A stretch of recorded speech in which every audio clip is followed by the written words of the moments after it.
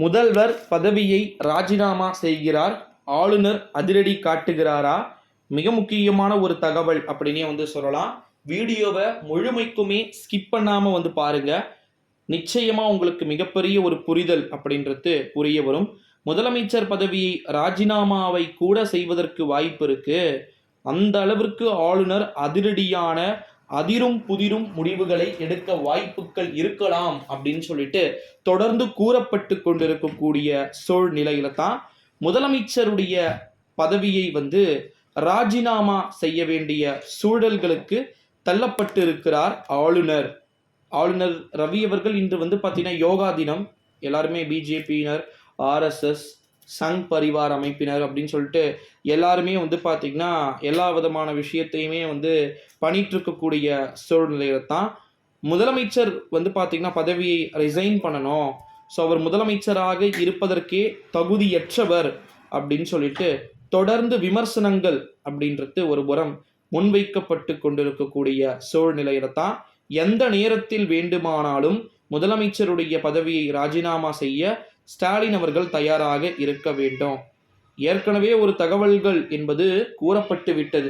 அது என்ன தகவல் அப்படின்னு பார்த்தீங்கன்னா, நம்முடைய தமிழகத்தின் முதலமைச்சரை பொறுத்த வரைக்கும் இந்த ஒரு சூழ்நிலையில தான் முதலமைச்சருடைய பதவியை ராஜினாமா செய்ய வேண்டிய சூழ்நிலைக்கு தள்ளப்படுகிறாரா ஆளுநர் அப்படின்றத எல்லாத்தையுமே நம்ம தொடர்ந்து பார்க்கத்தான் போகிறோம் நண்பர்களே.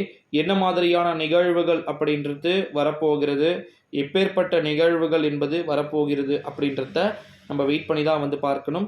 முதலமைச்சர் பதவியை ராஜினாமா செய்ய வேண்டிய சூழல்களுக்கு தள்ளப்பட்டு நடக்கக்கூடிய விஷயங்கள் என்ன மாதிரி மாறப்போகுதுன்றத நம்ம வெயிட் பண்ணி பார்க்கலாம்.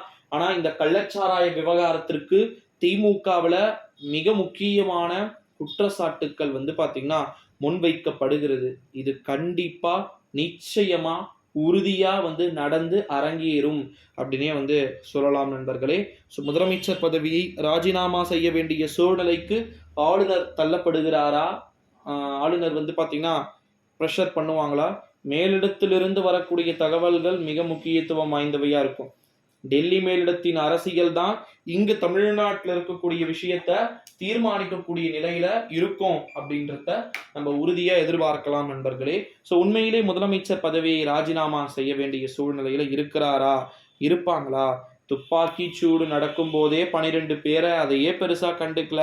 நம்ம தமிழ்நாட்டு மக்களுடைய தேசிய வியாதியே என்ன, மறதிதானே, இன்னும் 10 நாள்ல மறந்துடுவாங்க அப்படிதானே. இதுதான் ஒன்னத்தை ஞாபகம் வச்சுக்கிட்டேன், அதை அப்படியே வாக்கா செலுத்தணுன்றது நம்ம தமிழ்நாட்டுடைய மக்களுக்கு கிடையாது. வெயிட் பண்ணி பார்க்கலாம்.